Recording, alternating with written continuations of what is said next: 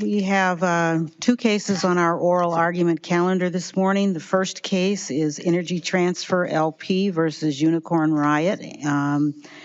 The record should reflect that Justice Galletas is recused from this first case, and so she will not be participating in any manner in the deliberation or decision of this first case.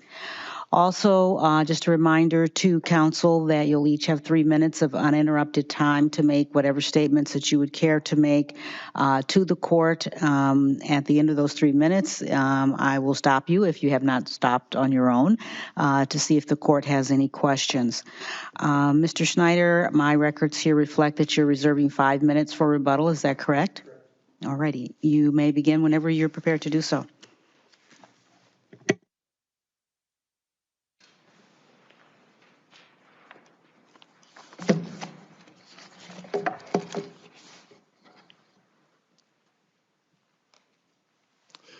May it please the court, I'm Richard Schneider and I represent the appellants Energy Transfer et al.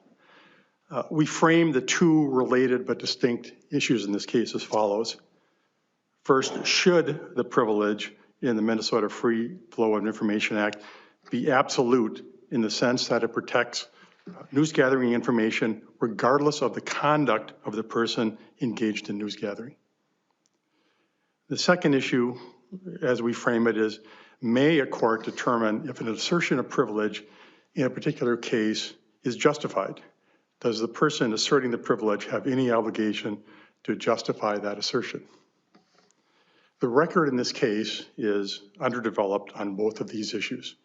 The conduct of Unicorn Riot was deemed irrelevant by the district court, and therefore there are no findings in the record about its conduct, only allegations concerning whether or not Unicorn Riot engaged in tortious or illegal conduct in the process of gathering news. On the second issue, because Unicorn Riot refused to produce even a single document in response to the subpoena or provide any explanation to support its invocation of the privilege, appellants and this court have little to work with on that as well. The relief that petitioners are asking for is a remand to the district court with instructions to consider Unicorn Riot's conduct in connection with evaluating whether the MFFIA privilege is material and information it has refused to produce is in response to the subpoena is covered by the privilege. I want to start with the proposition that the court has plenary authority over evidentiary issues, including privileges. Under well-known separation of powers principles, this court has recognized that although the legislature may enact evidentiary rules, the court respect them only as a matter of comity. This court reserves for itself the ultimate authority to define the scope and application of evidentiary privileges. A good statement of this rule, I think, is found in a case from 2002 from this court, State v. Giannakos. And it was a case involving the application of the marital privilege, which was enacted by the legislature and prevents one spouse from testifying in court against the other spouse. And this court said, we acknowledge that the legislature has taken steps to limit the power of the court with respect to certain evidentiary issues, including privileges. But it is clear that the judicial branch has ultimate and final authority on such matters. So the issue in that case was whether an exception should be recognized to the marital privilege under which a sham marriage would not be entitled to the privilege. A sham marriage being a marriage that was entered into solely for the purposes of gaining the benefit of the privilege. And what this court ended up ultimately doing is saying that it does have authority to recognize such an exception to a statutory privilege enacted by the legislature because that's the inherent authority of the court. Counsel, trying to do so in counsel, that particular case counsel, I'm going to stop you there. Your 3 minutes have expired. Before you, I'll let you finish with that point. But one question that I have for you is really a mootness question. I noticed one of the first footnotes you drop in your brief is that this matter is scheduled for trial in February, I think, of 2025. Is that correct? I'm not involved in the North Dakota case, but that's my understanding. The trial date has been moved a number of times. So I don't know if that's actually going to go on that date. I think it's been moved several times. Well, my question is, assuming it does go on that date, even if we were to agree with you, are we in a position to grant you effective relief? I mean, won't these issues be moot by the time? Because I just wonder, it'll take time for the court to issue its opinion. I wonder if it'll be moot. Yeah, I don't know if what the court ultimately rules will be helpful in that case or not. You know, I mean, the statute also, we're asking for the case to go back to the district court. And so I think there's additional processes that would happen there too. So yeah, there's time as an issue for sure in this case. But I think that doesn't make the case moot. And I think assuming that the case goes in February, there may be retrials, there may be other things that happen in that case, so we don't know about that. Counsel, on the question of the remand, what is your legal theory for a remand? I mean, what would require us to do a remand? Well, I think the district court's conclusion, which was affirmed by the Court of Appeals, that the conduct of the newsgatherer is completely irrelevant to the application of the privilege. If that is reversed by this court and remanded with instructions that the court should in fact consider the conduct of the newsgatherer in connection with the privilege. Right, but what are you relying on for that argument or for that proposal? Because I didn't see any legal citations to that argument in your brief. For the remand? For the idea that there has to be, that the district court should have looked at whether there was some sort of illegal conduct. Yeah, right. That's the argument that we're making, that this should be the rule in Minnesota, and this court can establish that as the rule. And we're asking the court to do that, to say that yes, in particular instances, the conduct for the newsgatherer may in fact be relevant to the privilege. The reason that we have the underdeveloped record here is because the district court just thought that was not relevant at all, and under the statute, which in fairness, he's not making up the rules that this court can make up, can establish these rules. It's at this level, I think, that the court can make this determination that like all other privileges, conduct should be important. So are you making more of a policy argument then? Because it seems to me that the statute is pretty clear and also extremely broad as far as what the district court had to analyze. Yeah, right.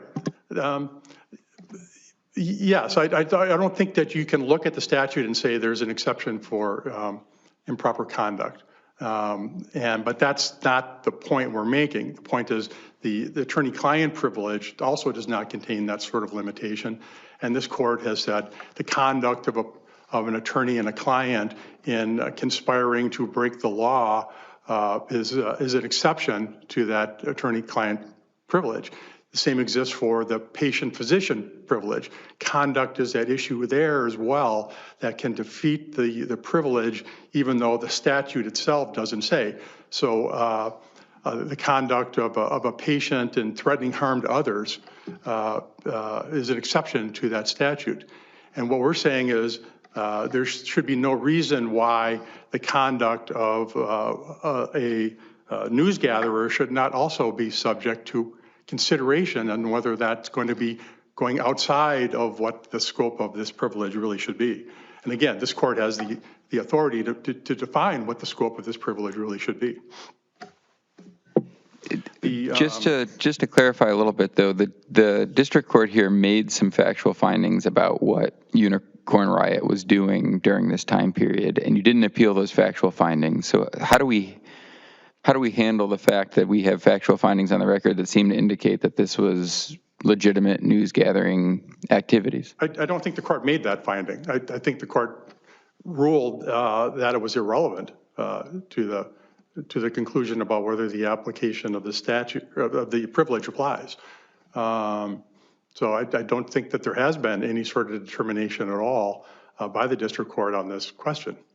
But I think that there's evidence in the record for sure that Unicorn Riot was trespassing on the property. It was standing side by side with the protesters as they breached the fence line and it went onto the property, threatened workers. Am I reading the record correctly, though, and the factual findings correctly, that one, those charges were dropped, and two, your client hasn't sued Unicorn Riot for trespass or any other torts? That's correct. That's correct, Your Honor. So would your case be stronger if those two facts were the opposite? No, I don't think there has to be a determination of guilt in order for this to apply. Just like in the attorney-client privilege, there doesn't have to be a conviction of an attorney for fraud in order to breach the attorney-client privilege. So how would your rule of law work then? The district court would have to do sort of a mini trial and determine whether there was criminal conduct or tortious conduct? I think that would be a consideration, and that would be, I think, depending on the circumstances, something for the court to decide what would be the appropriate parameters for something like that. One of the things is that could be followed is this model of the attorney-client privilege, because in that particular instance, if someone is going to say the crime fraud exclusion applies, there's a prima facie case that has to be made before you can kind of get into that whole issue. And so it's just not an allegation. You have to come forward with some evidence. Now, we have that in this case. We've got their evidence of their own recordings on the property, standing on top of equipment, blocking the progress of the pipeline. Why is this the appropriate avenue to address your concerns? I mean, there's other ways to address those concerns of your alleged illegal conduct, and why aren't those avenues more appropriate, whether it's depositions or suing, as Justice Procaccini says? Well, I don't think the judge would have allowed us to get into it. I mean, the district court judge held that all of this was irrelevant, and it's not. So back on remand, maybe there will be depositions. Maybe there's other things to do. But I think the important thing for this court to consider is that, the ruling in this case is going to have impact in future cases. This particular statute that we're dealing with was enacted a long time ago, before the advent of citizen journalists. The court should hold that this sort of conduct is relevant because it's going to come up in other cases in the future. The times have changed. The digital hacking and spying tools are readily available. Anyone with a cell phone now and a internet connection can be a citizen journalist providing information to the public, and can take advantage of this statute to not disclose what it is that they've been doing and how they got this information. So I think there's a big danger here. So going forward, we have people now that believe that the ends justify the means, and that uncovering any tactic is okay to uncover the truth, when in fact they'll be invading the rights of other parties. And that's the issue here. If a journalist is invading the third party's rights, they should not have a privilege to do that. But Mr. Snyder, the statute seems pretty straightforward. Why isn't this an issue for the legislature? It sounds like you're asking us to legislate. No, I'm asking this court to exercise the authority that it says that it has to define the scope and the application of any privilege as under separation of power doctrines. Yes, there could be some legislation on this, and maybe that's going to be ultimately necessary. But absent that, this court does have the authority. Counsel, to my thing, it should exercise it. Following up on Justice Hennessy's point, to my ear here, and based on your answers to colleagues' questions, you seem to be asking us for an advisory opinion on how this statute could hypothetically apply to circumstances really not involved in this particular case, given the fact that Unicorn Riot does not stand charged with any criminal activity currently. They have not been sued in North Dakota for any actions involved with this. I mean, why is that just not a request for a hypothetical evocation from us on the scope of this law, which we normally won't do. Well, again, I don't think that there has to be a lawsuit against them. I mean, that would be, that's something we'd want to discourage, I think. I mean, if the court doesn't rule this way, I mean, that would be the alternative. Well, why don't you sue, the journalists? And I don't know that, that's a better solution than what we're proposing here. And I don't think that the fact that the criminal charges were dropped is particularly relevant. Criminal charges are dropped, or there's discretion on whether people are prosecuted all the time.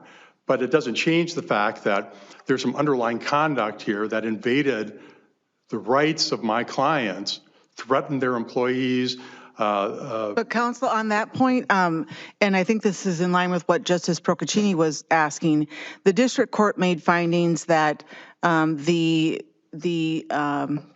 reporters, the news gatherers, were sort of akin to a journalist being embedded in, in a war issue, and you didn't appeal that finding. So why does that not sort of answer the question for us?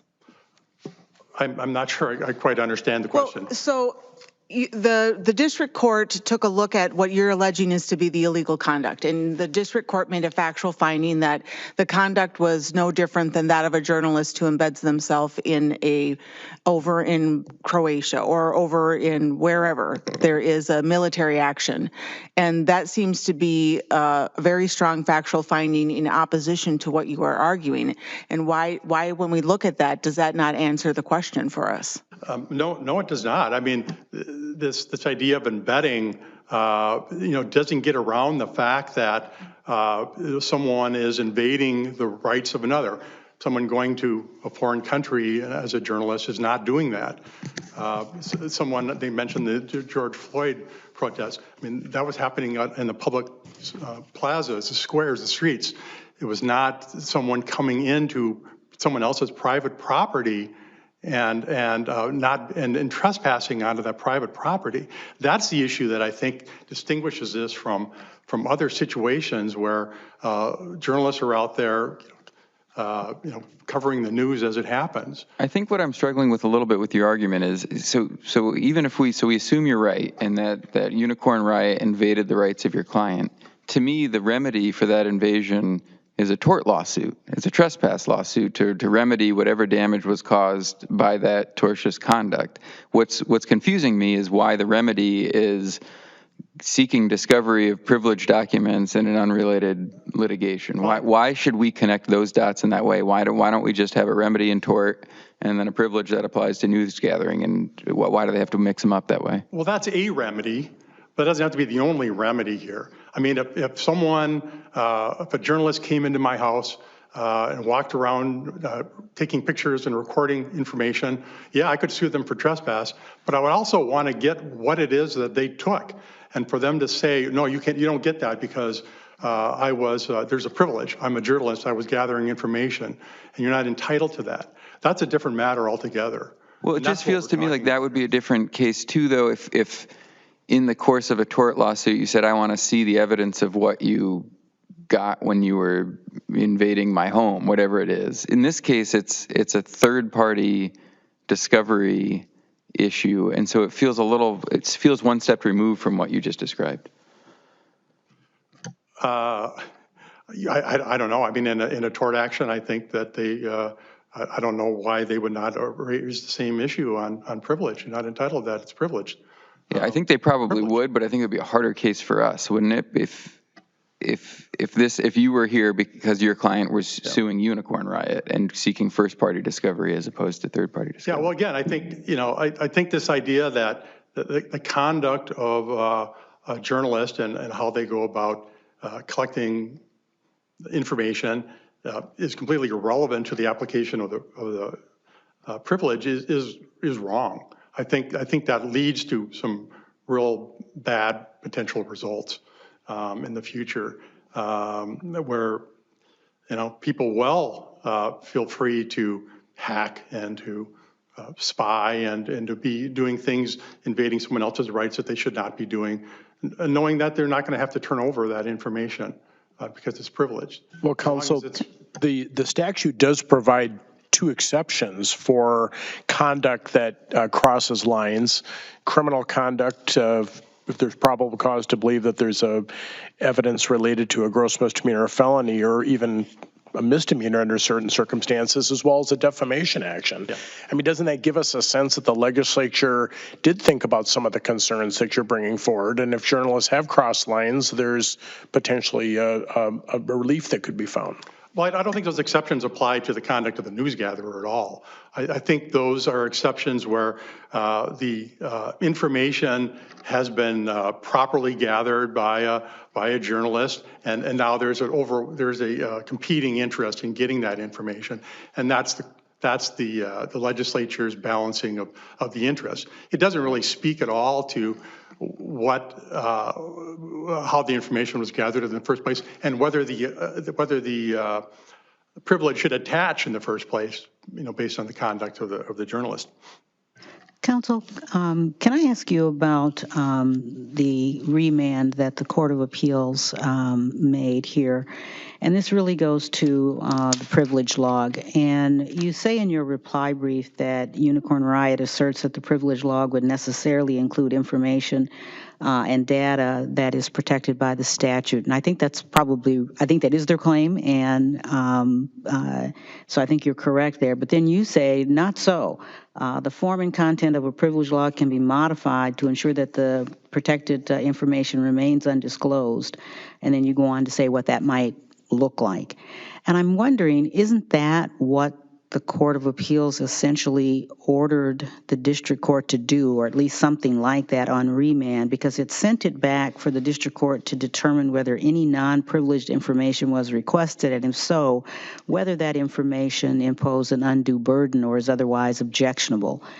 And so I guess what I'm getting at is, why isn't that relief that the Court of Appeals afforded your client there sufficient? Doesn't that answer your concern? So they didn't just say, cut you off at the knees and say, that's it.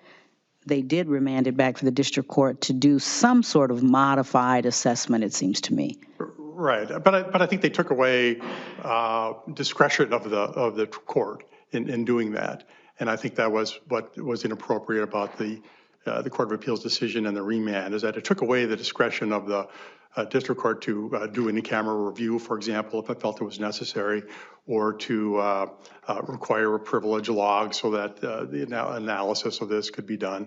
So you're right that there's some, it's ill-defined in my mind, what the Court of Appeals is anticipating is happening, but they seem to be saying no privilege log, which is, the tried and true way that any privilege is. Although, counsel, didn't you acknowledge yourself that typically, this is technically not a discovery dispute between parties. Your client or the reporters are not a party. This is a dispute under Rule 45, and I think you even acknowledge that technically under Rule 45, privilege logs are not always required. Yeah, what is required under Rule 45 is some sort of explanation of,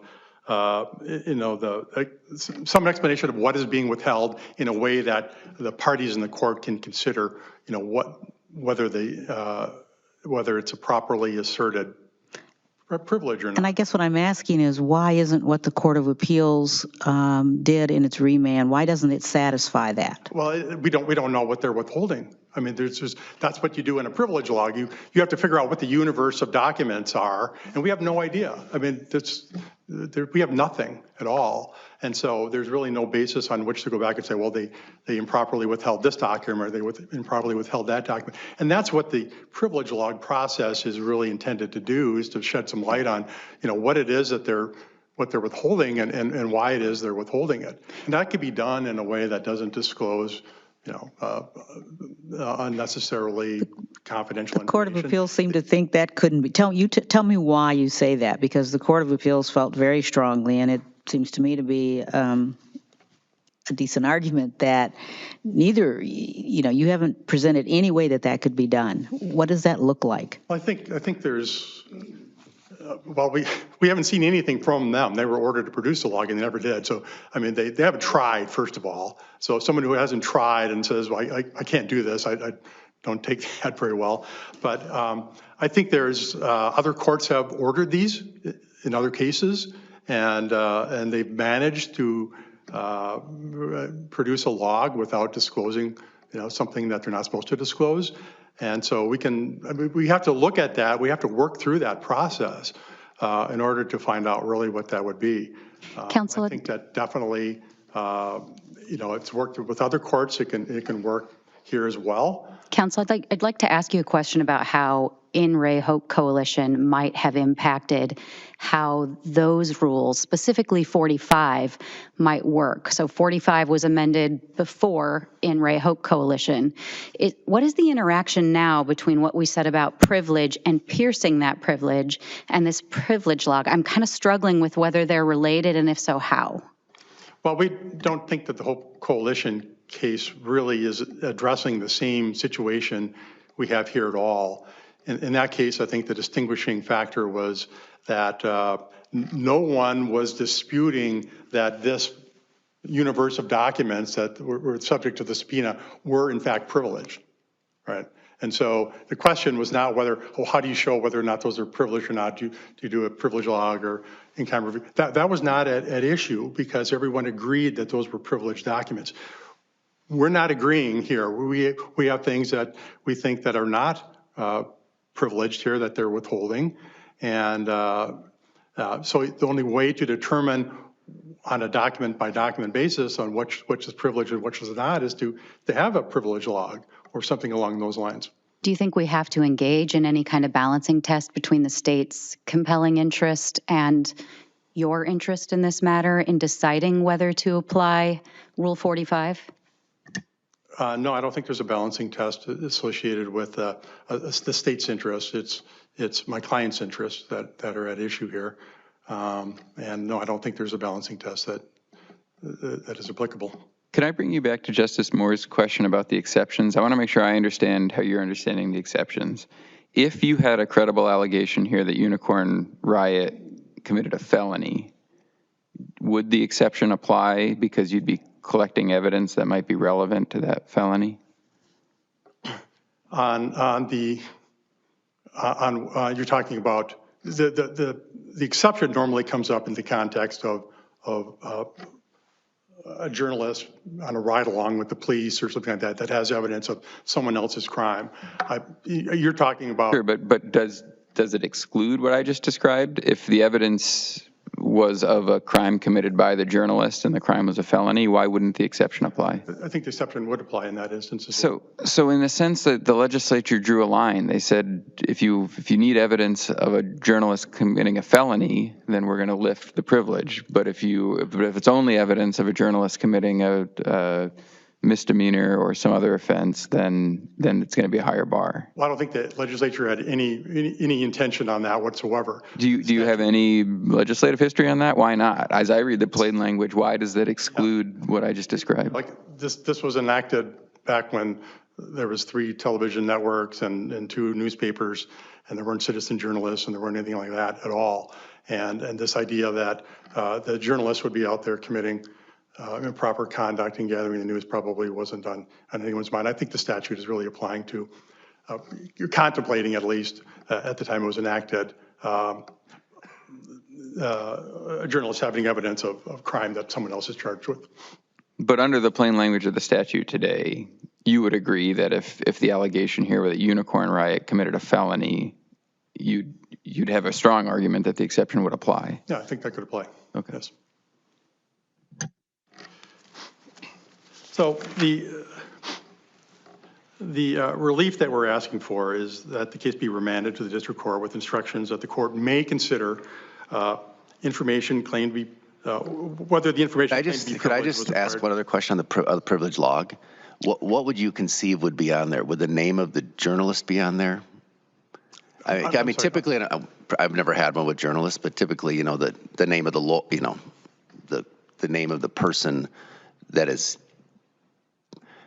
the recipient of a communication and the name of the lawyer would be involved, would be shown on the privilege log, right? Yeah.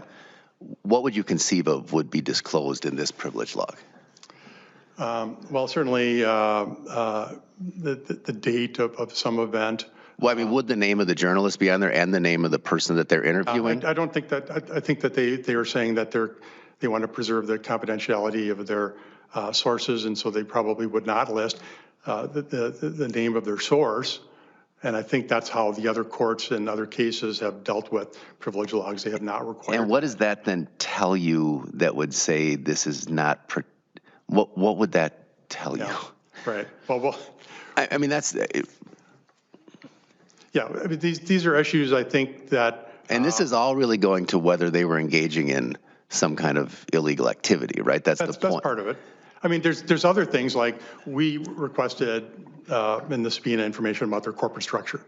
So they have, no, that's privileged. Well, okay. Well, why don't you tell us, what documents you have that are responsive and why you think they're responsive? You don't have to disclose any confidential information on that. It gets a little trickier when we're talking about a communication with a source, and courts in other jurisdictions have allowed that to be shielded in some fashion where that disclosure would not happen.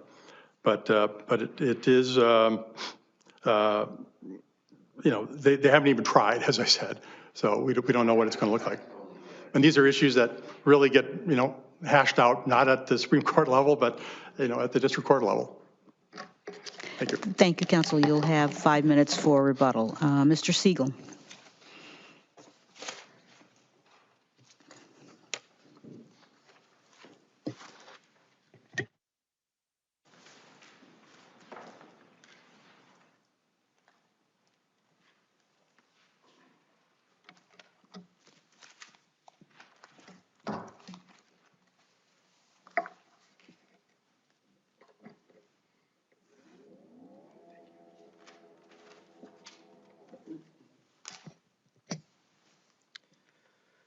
Thank you, Chief Justice Hudson, and may it please the court. Matthew Siegel for the respondents.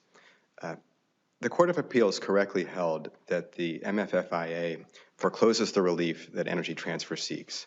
And as Justices McKeag and Hennessy pointed out in their questioning, Energy Transfer's contrary claim is essentially a policy position that is better directed to the legislature as opposed to this court. In light of Energy Transfer's presentation this morning, I just want to emphasize 3 points.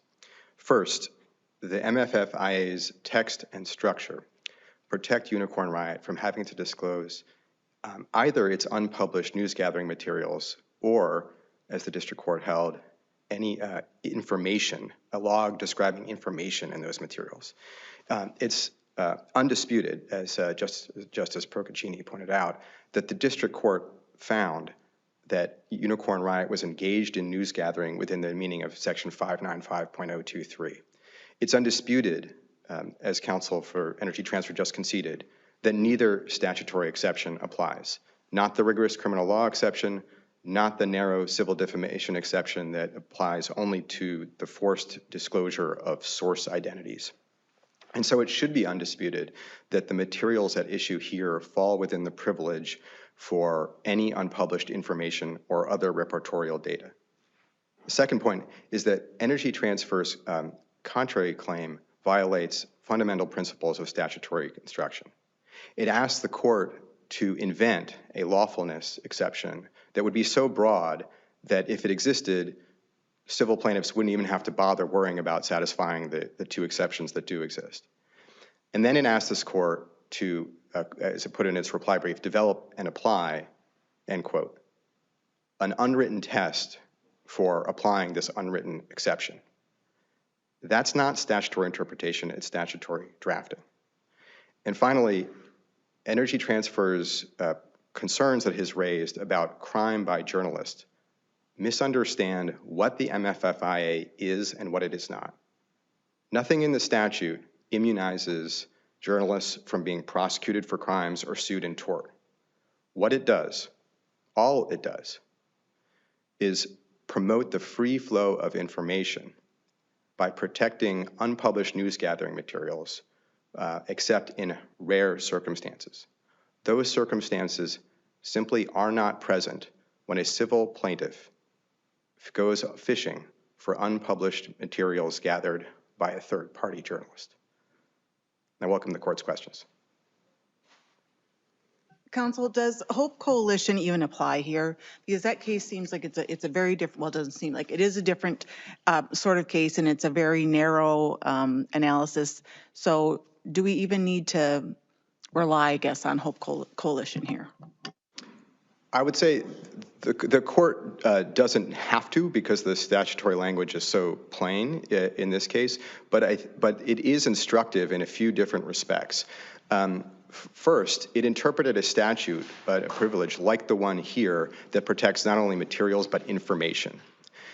Second, and this goes to the questions that were being raised about the privilege log, it used the word threshold inquiry in respect to the in-camera question. And what it said was that in deciding whether to order in-camera review, it was a threshold inquiry whether any exception applied to the statute. And so, and then it said further that the legislature knows how to create exceptions when it wants to. And that's obviously all interpreting, to your point, Your Honor, a different statute, but that mode of analysis applies directly here, because here too we're dealing with a statute that protects not just materials but information.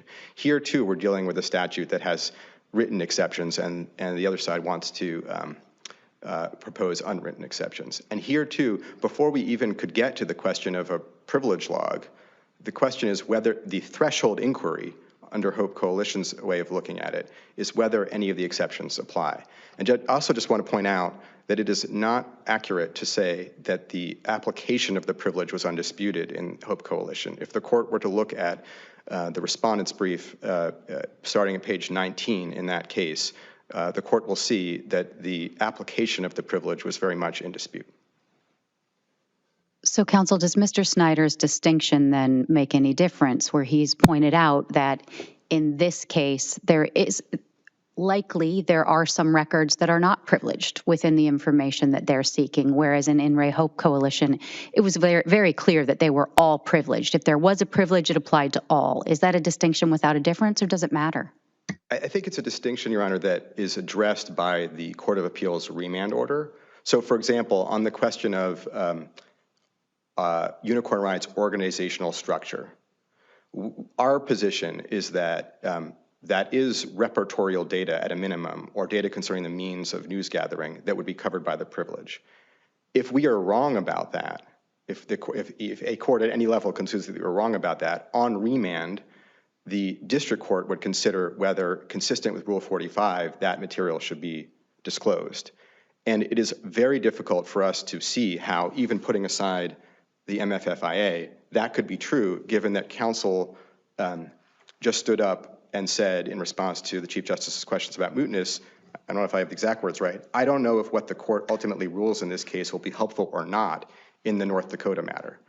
And every exception to privilege requires taking into account, to some extent, the materiality, the need of the party seeking the documents. And here, it seems entirely speculative that any information, let alone the organizational structure of a journalist company, could be relevant to a tort matter that is pending in North Dakota. And is that trial scheduled for February? As far as I know, that is accurate, Your Honor, but sort of in response to the Chief Justice's question, we're in no position to know whether that would get rescheduled, or if discovery would be opened, or if there'll be some kind of appellate proceeding. So I'm not sure that we are in a position to suggest mootness. What I think we are in a position to say is that it has been years of litigation that my clients have been involved in, and it would be helpful to have some closure instead of having to go through this process over and over again for what appears to be a very speculative proposition about whether these materials will influence in any way the North Dakota matter. Counsel, if we were entertaining the idea of a privilege log, how would that work and what would that look like? Because it seems to me that that is a significant challenge. It is, Your Honor, a significant challenge in this case I think it would be conceivable for some kind of submission to both satisfy the MFFIA and be relevant in some kind of matter, but not in this case. So, for example, the closest case that I can think of is, I think, the Thurman case out of the Washington Court of Appeals, where there was some allegation that the journalist had sort of conspired with a government official to keep something out of the news for a period of time. And in that case, what the court held, and we were reviewing a statute very similar to the one at issue here, was that the dates of the communication and the time that a reporter was dispatched to a press conference could be disclosed. And in that case, where timing mattered, where their question was like, when was this coordination? There was a way to compel the disclosure of some information, dates and a time, without violating the statute. But in this case, where there's really no allegation of any kind, and again, this threshold inquiry of whether these exceptions even apply has not been reached here, I'm not seeing it. I also just want to point out that can I? Oh, go ahead, Chief. Counsel, what Mr. Snyder clearly is not enthused with the Court of Appeals remand and thinks it really just doesn't give the district court enough discretion. What's your position on what the Court of Appeals did in its remand? Do you think that will work, or do you have any concerns with it? We certainly. What do you see happening? Maybe that's a better question. What do you think will happen? I think if we were to do that. Our position is we didn't appeal the Court of Appeals decision, so we'd be happy to see it affirmed. I think to be candid with the court, our expectation is that, particularly in light of the concessions this morning about the speculative nature of any of these disclosures in the North Dakota matter, that we would, generally speaking, say that we have complied with the statute. From the beginning in this case, we sent a letter and then filed a motion that said, it wasn't a privilege log, but we think it satisfied any obligations we might have had under Rule 45 to describe the nature of the documents. We said, here's our published reporting. We said, here's what we don't have. And we said the remainder is privileged. We were engaged in news gathering. We didn't get funded. This is the Georgiadis declaration that I'm describing. And we didn't get funding from the protesters. We didn't coordinate with the protesters. So we think we have satisfied the obligations, and it's unclear to us how any document that is being sought by Energy Transfer could be both unprotected by the MFFIA and relevant and material to the North Dakota action.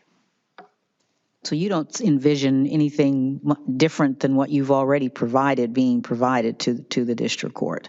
We do not. Of course, we'll comply with any court orders that they may issue, but we do not in this case see that. Okay. So at this point, the organizational structure could be engaged without a privilege log because the knowledge that category exists out there. That's a legal issue that the district court could decide one way or another. It's true. Without a privilege log is my. Yes, and to your honors, back and forth with Energy Transfer's counsel. It's not so much that we're failing to put forth any evidence whatsoever. There's the affidavit that we put in. It's just that the privilege log doesn't help anyone in this case. Right. Oh, okay. Can I just ask on the beginning of your argument on the statutory interpretation kind of methodology question, I guess? I think your opposing counsel would say, of course, in the typical statute, we don't, if the statute says what it is, and if there's a policy disagreement we have, we leave that to the legislature. I think what he's arguing is that in the world of evidence, that rule kind of doesn't apply in the same way because that's our job under separation of powers. And so we actually can consider kind of the policies underlying transparency of transparency of our court system, et cetera. And we've said that's the case. I don't know how often we've actually disagreed with the statute under comity principles, or comedy principles. I never know how to say that. What do you say? I mean, would you agree that in the world of evidentiary statutes we have a little bit more flexibility in how we interpret statutes to kind of consider those policies? I'm not sure I would entirely agree. I'd put it. I take the point. I would put it a little differently in that, first of all, to the extent that Energy Transfer is raising a point about the court's plenary power, I didn't see that in its briefs, and so that would be for another case if it's being raised for the first time in oral argument this morning. But I think the court can, or generally speaking, state Supreme Courts can exercise their plenary authority or their superintendent's power sometimes where there has been evidentiary problems that they need to address. For example, if the rights of a criminal defendant have been affected, or there's been some fraud upon the court in the generation of evidence that the court needs to address. Here, though, we're really dealing with a policy position by Energy Transfer that it's not a good idea to protect these records to the extent that the legislature has. And I think that although... Well, but if we had a justification, like because we think that arguably the argument would be, it's probably not a constitutional argument, which is kind of what you're talking about with criminal defendants, although in Hope Coalition, I'm not sure how potent that was, but that was an editorial comment. I have no response to that. But there could be we want to provide transparency in litigation, right? And right. the way, and maybe this doesn't apply in this case, but the way that the statute works interferes with our ability to get to the truth, right? Right. And so, that would be a legitimate argument to make, right? I'm not sure that without some additional factor, it wouldn't be that you'd have to find that the constitutional rights of defendants were violated, but some kind of constitutionally grounded interest, it would be a little bit difficult. And so here, what is being advanced are the interest in not the state, not a prosecutor, but a civil plaintiff in North Dakota in these documents. That's a far cry even from Hope Coalition, where there was a prosecution at issue. And so one thing I would point to as an example of this, so there's these exceptions that the legislature considered and wrote in. Now, we don't think the court has to resort to legislative history, but I will say, in response to a question that Justice Procaccini raised, the legislature did consider that. And on February 2nd, 1998, it rejected an amendment that would have opened up the criminal law exception to situations that are, quote, clearly relevant to a tort claim. And so although I am sensitive, Your Honor, to the point that this court has plenary authority and has a separation of powers concerns, whereas here it is basically a policy position about whether the legislature has exercised a policy judgment that we are going to protect these records, except in these circumstances. It's unclear why this court would see a need to exercise its authority in this way. Yeah. So basically, the one of the responses is even if we did have that policy authority, it doesn't make sense here. Exactly. Okay. Counsel, if we get to the question of the applicability of the First Amendment to the privilege log question, does Unicorn Riot continue to advance the position that the First Amendment protects it from having to respond to the subpoenas at all and not provide a privilege log? I think that it is a tougher position under the constitutional privilege to say that it is as absolute a bar. But first of all, to answer Your Honor's special question, yes, we do advance that. We think it is in the case because all along Energy Transfer has insisted that the statute ought to be interpreted to be sort of coterminous with the First Amendment. And so it would be bizarre. We think that's wrong, but if the court were to entertain that argument, it would be bizarre to interpret the statute without looking at what the Constitution requires. And what I would say, to Your Honor's point, is that in general, there may be cases where the constitutional privilege doesn't go as far as the statute, but every application, every test, the Second Circuit's test, the Ninth Circuit's test, they look at whether the information is critical, they look at whether the information is highly material, and whether it is unobtainable from other sources. And Energy Transfer just hasn't demonstrated any of that. Its argument this morning was, well, that was really on Unicorn Riot to do, but that's not quite right. They're the ones suing in North Dakota. They're the ones who've made these allegations in North Dakota and have claims with elements that they have to reach. They could have tried to articulate some way in which what they are seeking here is needed in that case, critical to that case, and they've never articulated it. And the same goes with the allegation of trespass. They have never tethered that allegation from the beginning of the motion to compel. They have never tethered that allegation to a specific crime or tort in North Dakota that they say was committed. There's nothing for us to swing at in terms of elements or need. And so this is a long way of saying, Your Honor, that on the facts of the case that is now before the court, it's very difficult to see how, even under the constitutional privilege, which albeit is narrower than the statute, Energy Transfer has a basis to compel the disclosure of these materials.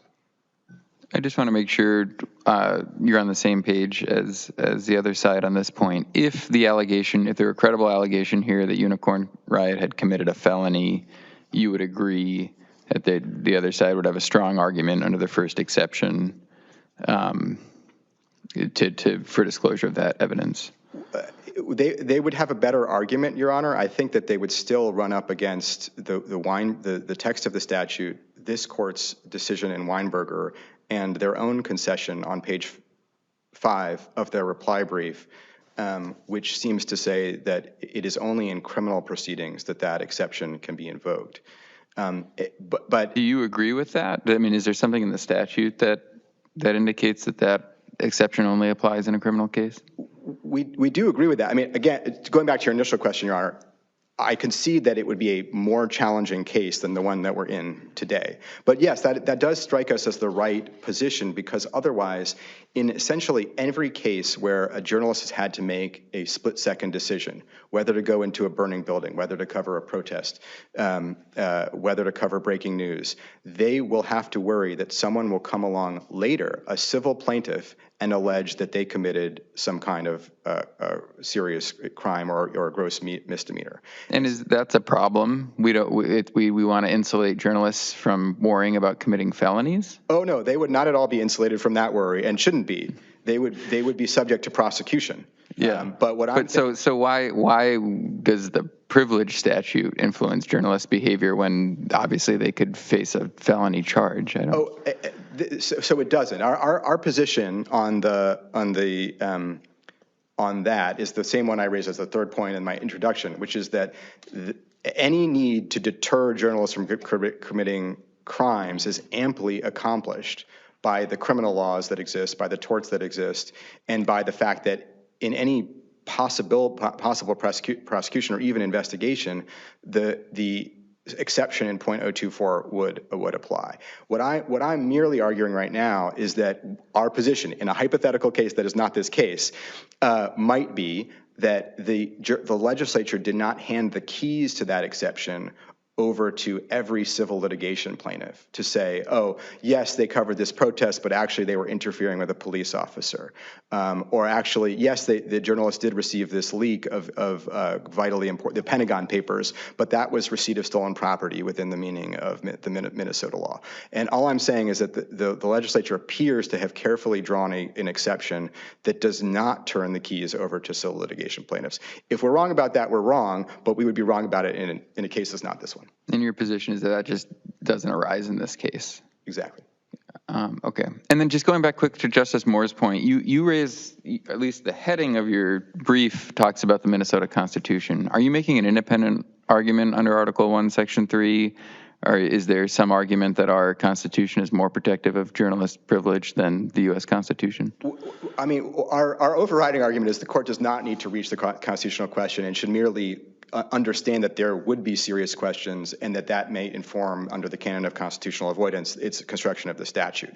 But the way we read the cases, is particularly Turner, is that in ordering things like in-camera review, it seems possible to us, although you will be the judge, literally, that what the court was doing was in ordering an in-camera procedure, that the court might have been relying on its own constitutional jurisprudence, potentially independent of the First Amendment. And so in deference to that possibility, that essentially the First Amendment in these cases is being used as a shorthand for all constitutional protections for journalists that might apply in Minnesota, we cited to both provisions. Mr. Siegel, I want to back up to something you said, I think in response to maybe Justice Thiessen, that Energy Transfer has never articulated why what they're seeking is critical to the North Dakota case. They've never, connected the two. But when I looked at the list of requests, there are 18 of them or whatever it was, looking at request number 2, for instance, which was documents and communications, including video and audio recordings, concerning actual or planned direct action. And then they define direct action as, any action to halt, impede, harm, obstruct, block, why isn't that direct? I mean, it's clear from what they're asking why they want that information. They're trying to see, in connection with their civil lawsuit, what discussions occurred about climbing up on the poles and on the equipment and all of that. How could it be more direct than that? Well, it's certainly Or maybe possible. I'm misunderstanding your point. So I don't think you're misunderstanding my point, Your Honor, but I guess what I would say is it's certainly possible to conceive of evidence that could exist, that could be relevant to a tort claim in North Dakota. But what they have failed to do is to say, even this morning, here's what we're alleging in North Dakota. Here are the elements we have to meet. Here's where discovery is. For all we know, discovery is closed. Here's why we couldn't get that from discovery of the defendants in that case, right? If they were engaged in communications with anyone, including with Unicorn Riot members, presumably that is something that Energy Transfer could have sought via discovery in what the requires them to make that nexus? I'm sorry? What requires them to establish that nexus? The text of the MFFIA, and in particular, if they were, let's take, connecting your question with Justice Procaccini's question, if they were here alleging that the exception in .024 were to apply, they would have to prove that the information that they're seeking couldn't be attained by means less destructive of the First Amendment. So you have to, under the statutory exceptions, you have to explain why you're seeking these materials from journalists as opposed to others. Okay. And that's why this end run around the exceptions that the legislature actually wrote is so harmful to the statute. Okay, I see your point. Justice Thiessen, did you have a question? Okay. I'd like to thank the court for its time. Thank you, counsel. Mr. Snyder, you have rebuttal. I just wanted to address that issue about, what it is that my clients were hoping to achieve with the subpoena. And I mean, they obviously have spent time and efforts pursuing this, it's for a reason. And I think, as I understand it, having not been involved in the North Dakota case, is that there are a lot of issues regarding spoliation of evidence in that case. That, ordinarily you would get documents and other things from the parties you're in litigation against, and they went off on this approach because they were facing some difficulties in getting that. For example, there's flyers and things like that suddenly have disappeared and no one has them anymore, and so that's one of the items in number 2, for example, of the subpoena that we'd be looking for, to the extent that they have it. So I don't think that they're chasing Unicorn Riot for the sport of it. I mean, there's information that they feel that they need for the case that they are pursuing and they're not able to get in North Dakota. The other point I was going to make is this discussion of the First Amendment. I mean, that's really not before the court. It was raised below, but not decided by any courts, and Unicorn Riot did not cross petition for review on that issue. So I don't think that issue is before the court at all. But that's, unless the court has any other questions, that's all I have. No, I think we're good. Thank you very much to both counsel for the help you've provided the court here today. Well briefed, well argued. We appreciate your help. We will take the matter under consideration and issue our opinion in due course.